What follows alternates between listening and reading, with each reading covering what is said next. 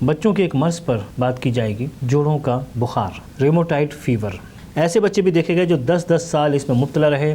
وہ علاقے جہاں سردی شدید ہوتی ہے وہاں اس کے بچے شکار زیادہ ہو جایا کرتے ہیں، لہٰذا اکثر بچے اس کی شدت سے انتقال بھی کر جاتے ہیں۔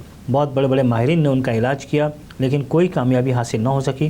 نیوزی لینڈ سے آتا ہے، آسٹریلیا سے آتا ہے، ان کے بچے بھی یہ وائرس لے کر ہمارے ملکوں میں واپس آئے۔ حیرت انگیز طور پہ کہ آج سے 20 سال پہلے رومیٹک فیور کو پاکستان میں کوئی نہیں جانتا تھا۔ بعض بچے انگلیاں نہیں کھول سکتے۔ وائرس سے بچاؤ کا طریقہ یہی ہے۔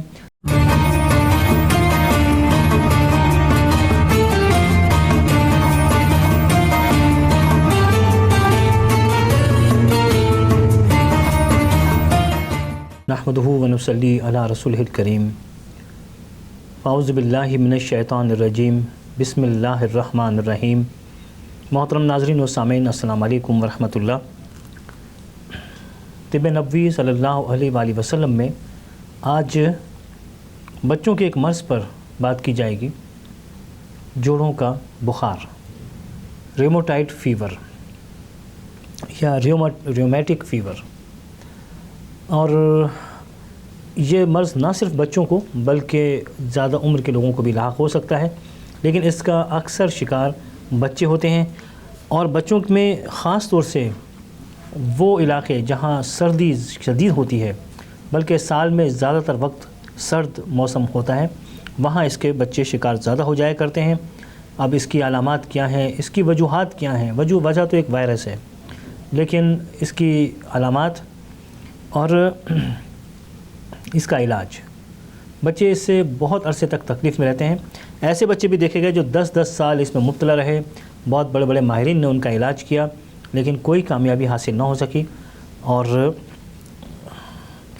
چونکہ اگر پاکستان کے وہ مضافاتی علاقے کہ جہاں وہ علاقے شمالی علاقے جہاں سردی زیادہ ہوتی ہے، اگر وہاں کے بچوں کا کوئی علاج کرنا ہو تو وہاں انہیں وہ طبی سہولتیں میسر نہیں ہیں، لہٰذا اکثر بچے اس کی شدت سے انتقال بھی کر جاتے ہیں۔ لیکن بنیادی طور پر یہ یورپ اور وہ گلیشیئر کے علاقے اور مغربی ممالک جہاں سارا سال سردی رہتی ہے، اسکینڈینیویا، یہ ان ممالک کی بیماریاں ہیں، وہیں کی پیداوار ہیں اور وہیں یہ زیادہ دیکھی جاتی ہیں۔ جب پاکستانی اور دیگر ممالک کے لوگ وہاں جا کر بسنے لگے تو ان کے بچے بھی یہ وائرس لے کر ہمارے ملکوں میں واپس آئے اور اس طرح سے یورپ سے یہ امراض آج چاروں طرف پھیل رہے ہیں۔ پاکستان میں اس کے چند ہی کیسز دیکھے گئے، لیکن اب کی اطلاع یہ ہے کہ تواتر کے ساتھ ایسے بچے سامنے آنے شروع ہوئے ہیں کہ جنہیں ریومیٹک فیور ہے، یعنی جوڑوں کا بخار ہے۔ اس کے تدارک کے لیے بھی ہمیں ہی کو اقدامات کرنے ہیں۔ کوئی بچہ یورپ سے چلتا ہے، سیدھا پاکستان اترتا ہے، پاکستان اتر کے وہ ایک ہی دن میں اپنے جس گھر میں مہمان ہوتے ہیں وہاں جا کر ان کے بچوں کو یہ تحفہ دے جاتے ہیں۔ پھر وہ بچے بعد میں جب وہ وائرس اپنا انکیوبیشن پورا کرتا ہے، اس کے بعد وہ بچہ شکار ہو جاتا ہے، وہ پھر اپنے آس پاس کے بچوں میں اس مرض کو پھیلا سکتا ہے۔ تو اس کے لیے سب سے پہلے تو سرکاری سطح پر کچھ اقدامات کیے جائیں کہ یورپ سے آنے والے ہر بچوں کو چیک کیا جائے، ان کا طبی معائنہ ہونا ضروری ہے۔ اور پاکستان اگر کوئی بچہ مغربی ممالک سے آتا ہے تو اس کے پاس وہ سرٹیفکیٹ ہونا چاہیے جس میں لکھا ہو کہ اسے رومیٹک فیور نہیں ہے یا اور کوئی وائرس نہیں ہے جو کہ مغربی ممالک میں پایا جاتا ہے۔ اگر یہ پابندی عائد کر دی جائے تو جتنا حیرت انگیز طور پہ کہ آج سے 20 سال پہلے رومیٹک فیور کو پاکستان میں کوئی نہیں جانتا تھا، لیکن ان گزشتہ 20 برس میں اس کے کیسز آنے شروع ہوئے ہیں، بچے اس کا شکار بھی ہوئے ہیں اور بچے کئی انتقال بھی کر گئے۔ ابھی حالیہ 2-3 سال میں کم از کم 10 بچے اس کا شکار ہو کر انتقال کر چکے ہیں۔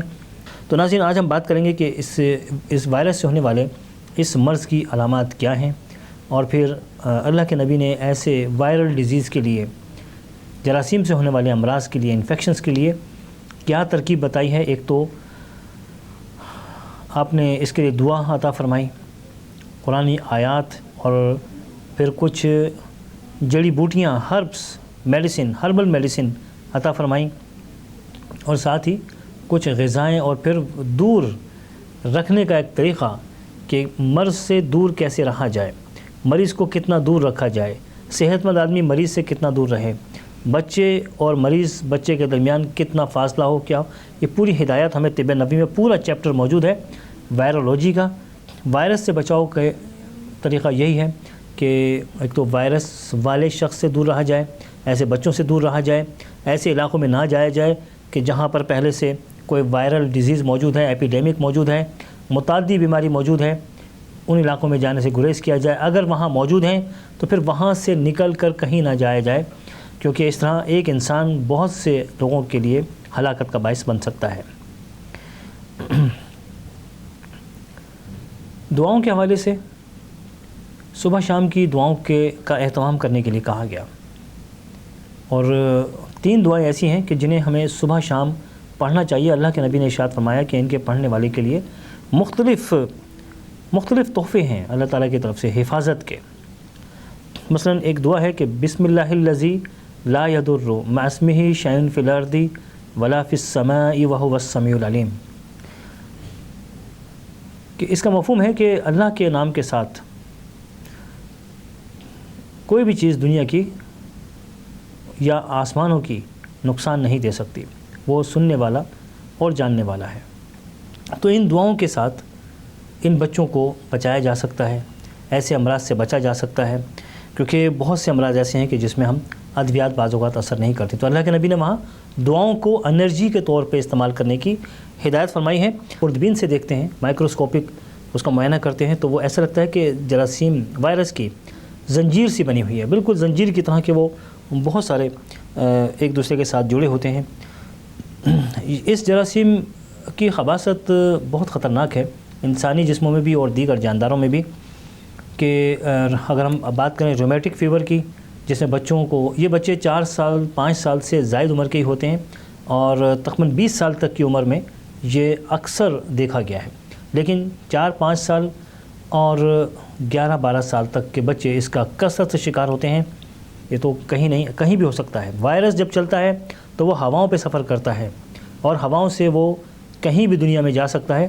اس کو وہاں کہیں جانے کے لیے کسی ویزے کی ضرورت نہیں، کسی پابندی کی ضرورت نہیں، تو اس لیے کہیں کا وائرس کہیں بھی پہنچ سکتا ہے، کہیں کا بیکٹیریا کسی دوسرے ملک میں پہنچ سکتا ہے۔ اس کے اسباب کیا ہیں؟ اکثر بچوں کے پہلے گلے خراب ہوتے ہیں، اور گلے خراب ہونے کے ساتھ ساتھ انہیں وہ شکایت کرتے ہیں کہ ان کے انگلیوں کے جوڑوں میں یا کوہنی کے جوڑ میں یا پھر کہیں شاید گھٹنے کے جوڑ میں انہیں درد محسوس ہوتا ہے، پہلے انہیں ہلکا سا کھچاؤ سا محسوس ہوتا ہے۔ تو ہوتا یہ ہے کہ یہ جراثیم جو اسٹریپٹوکوکس کہلاتا ہے، یہ وہاں پر جو جھلیاں ہیں ہمارے جوڑوں کے ارد گرد اس کے غلاف ہوتے ہیں، ان غلاف میں چھوٹے چھوٹے دانے پیدا کرتا ہے، اور وہ دانے یا وہ جھلیاں جب سکڑتی ہیں تو یہ احساس بچوں کو کسی چیز کے چلنے کی طرح ہو سکتا ہے۔ تو اس لیے بچوں کی علامات کو جاننے کے لیے یہ ضروری نہیں کہ گھر بیٹھ کر علامات تلاش کی جائیں۔ اگر بخار ہو جائے، کیونکہ ایسی صورت میں سب سے پہلے بخار آتا ہے، یہ بخار پہلے دن، دوسرے دن، تیسرے دن 102 103 تک ہو سکتا ہے، لیکن چند دنوں بعد اگر ایک بہتر علاج شروع نہ کیا جائے تو اس علاج کو 104 تک جاتے ہوئے دیکھا گیا ہے۔ تو اس لیے فوری طور سے جب بچوں کو پہلے دن بخار ہو تو کسی تاخیر کے بغیر انہیں چائلڈ اسپیشلسٹ کے پاس، جو بچوں کے ماہرین ہوتے ہیں، ان کے پاس لے جایا جائے۔ آہستہ آہستہ 3-4 دن کے اندر بچے متلی محسوس کرتے ہیں، بیڈ پہ آ جاتے ہیں، کمزوری ہوتی ہے، وزن کم ہونا شروع ہو جاتا ہے، گلے میں خراش بڑھ جاتی ہے، گلے میں پریشر ہوتا ہے، کوئی چیز نگلنے میں مشکل پیش آتی ہے، بچوں کو درد بھی ہوتا ہے، جوڑوں میں درد ہوتا ہے، اور جوڑوں میں کھچاؤ کی کیفیت درد سے زیادہ محسوس کرتے ہیں۔ وائرس کا جو کلچر کا ٹیسٹ ہے وہ کرا لیا جائے۔ کلچر میں 2 چیزیں پتہ چلتی ہیں، ایک تو وائرس کی اسٹڈی ہوتی ہے، جراثیم کی، بیکٹیریا کی، اور ساتھ ہی کون سی ادویات ان پہ اثر کریں گی، اینٹی بائیوٹک ادویات ہوتی ہیں، وہ ان کی پوری ایک رپورٹ ان کے سامنے آتی ہے، اور اس طرح ایک آسان کام ہوتا ہے کہ کس دوا سے اس جراثیم کو ختم کیا جا سکتا ہے۔ نبی کریم صلی اللہ علیہ وسلم نے ارشاد فرمایا، بخاری کی حدیث مبارکہ ہے کہ جس شخص نے، یہ مفہوم ہے کہ اگر کسی شخص نے مہینے میں 3 دن صبح نہار منہ شہد پی لیا تو اس ماہ میں اسے کوئی بڑی بیماری لاحق نہ ہوگی۔ جراثیم جب بھی جسم میں داخل ہوتے ہیں انہیں کچھ عرصہ وہاں گزارنا ہوتا ہے جسم کے اندر، اور گزارنے کا مقصد پروفیسر CEO یہ فرماتے ہیں کہ جراثیم اپنی اسٹڈی مکمل کرتا ہے اس جسم سے متعلق۔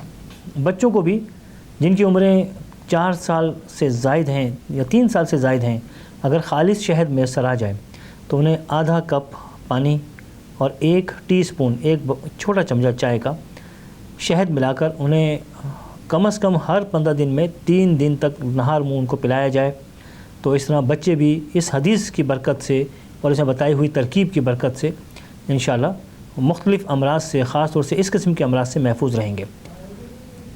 شہد روزانہ صبح نہار منہ دیا جائے، بلکہ جب تک بچوں میں یہ بخار موجود ہے اس دورانیے میں یہ شہد پلایا جائے، کیونکہ شہد کے اندر یہ خاصیت ہے کہ جب وہ پانی میں ملتا ہے تو اس میں آسموٹک پریشر پیدا ہو جاتا ہے، اور یہ آسموٹک پریشر دشمن ہے کسی وائرس کا، کسی بیکٹیریا کا جو جسم میں موجود ہو، کہیں خون میں دوڑ رہا ہو اور معدے میں موجود ہو، جیسے کہ ایچ پائلری وغیرہ، گلے میں خرابیاں ہوں اور جوڑوں میں تکلیف ہو، جلد کے اوپر بھی دانے نمودار ہو جایا کرتے ہیں، ایسا بھی ہوتا ہے۔ بچہ جتنا کمزور ہوگا مختلف علامتیں لیے ہوگا۔ ایسے میں تشخیص کرنا تو ماہرین کا ہی کام ہے۔ وائرس کا حملہ ہوتا ہے، بیکٹیریا کا حملہ ہوتا ہے۔ ایک اور اسی طرح کی ڈیزیز ہے جو کہ ٹانسلز کہلاتی ہے، بچوں کے گلے میں ہوا کرتا ہے، ایک جراثیم کی وجہ سے، یا بہت سے جراثیم جو ہمارے گلے سے گزر رہے ہیں، جو ہمارے ٹانسلز ان کو روکتے ہیں، تو وہ روکنے میں اپنی اس کوشش میں وہ بعض اوقات ناکام ہو جایا کرتا ہے۔ جراثیم کا بھرپور حملہ ہوتا ہے، بچوں میں ہوتا ہے زیادہ تر، اور بچے چونکہ یہ عادت ہوتی ہے بچوں کی کہ بہت زیادہ ہائیجینک نہیں ہوتے، وہ کوئی بھی چیز کہیں سے بھی کھا سکتے ہیں، کیونکہ ابھی ان میں وہ شعور اجاگر نہیں ہوا ہوتا جو انہیں مختلف ان چیزوں سے بچائے جو ان کے جسم کے لیے نقصان دہ ہو سکتی ہیں۔ چنانچہ بچوں کو ٹانسلز بہت ہوا کرتا ہے، بچوں کے ٹانسلز کے لیے چونکہ جراثیمی معاملہ ہے اور متورم ہو جاتے ہیں اس میں ٹانسلز، تو اللہ کے نبی نے بخاری کی حدیث مبارکہ، ابن ماجہ، مسلم، کئی احادیث کی کتب میں یہ واقعہ موجود ہے کہ آپ صلی اللہ علیہ وسلم نے ایک ٹانسلز کے مریض بچے کو دیکھا، اور آپ نے یہ بھی دیکھا کہ اسے اس وقت کی خواتین مختلف طریقوں سے اس کے ٹانسلز جو کہ پھولے ہوئے تھے، ظاہر ہے کہ جراثیم جب بہت زیادہ پہنچتے ہیں تو ان کی وجہ سے وہاں ورم آ جاتا ہے، سویلنگ آ جاتی ہے اس گلینڈ میں، تو وہ خواتین اس دور کی چونکہ اس میں پس بھر جایا کرتی ہے تو وہ انگوٹھے ڈال کے بچوں کے حلق میں انہیں پھاڑ دیا کرتی تھیں۔ بچے اذیت میں آ جایا کرتے تھے، کچھ پیپ گلے سے باہر آتی، کچھ اندر پہنچ جاتی، ایک نئی مصیبت کا سامنا کرنا پڑتا۔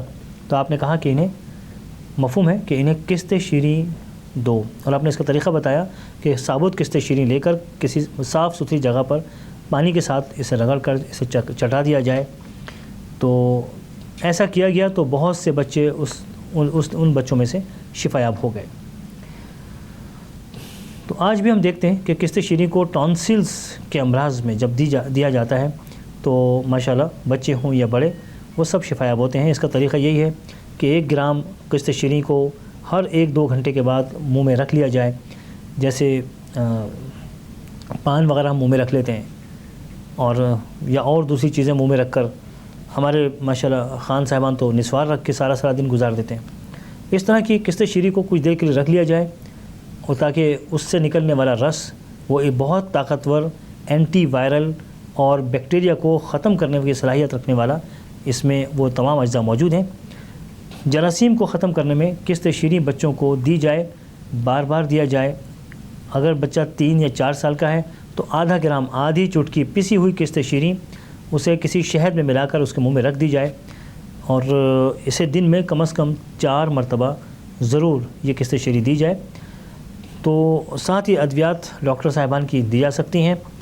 تو اکثر دیکھا گیا ہے کہ بچے اس علاج سے جلد شفا یاب ہوتے ہیں ان کے مقابلے میں کہ جو صرف ایک خاص جگہ کی دوا استعمال کر رہے ہوں۔ قسط شیریں فوری طور سے جراثیم کو ختم کرتی ہے۔ پروفیسر CEO کہتے ہیں اٹلی کے سائنسی شخصیت کے جسم کے اندر یا تو قسط شیریں رہے گی یا جراثیم رہے گا، ان میں سے ایک کی جگہ ہے۔ تو ساسوریا لیپا یہ اس کا لاطینی نام ہے، بوٹینیکل نیم ہے۔ اسے استعمال کیجئے ایسے امراض میں۔ شہد لازمی استعمال کرنا ہے، آدھا کپ پانی میں 1 چائے کا چمچہ شہد ملا کر اور اسی میں آدھا گرام قسط شیریں ڈال دی جائے، اسے ملا کر بچے کو پلا دیا جائے، خاص طور سے ناشتے کے آدھے گھنٹے کے بعد، رات کھانے کے آدھے گھنٹے کے بعد۔ مرچ مسالے اور بازاری چیزیں، بازاری غذائیں جو بچوں کو دی جاتی ہیں، سارے برگرز اور ہر قسم کے یہ سوڈا واٹر بوتلیں، یہ سب چیزیں بند کرنی پڑتی ہیں کیونکہ گلے میں خراش ہے بچے کے رومیٹک فیور میں، اس لیے ان چیزوں پر پابندی عائد کر دی جاتی ہے۔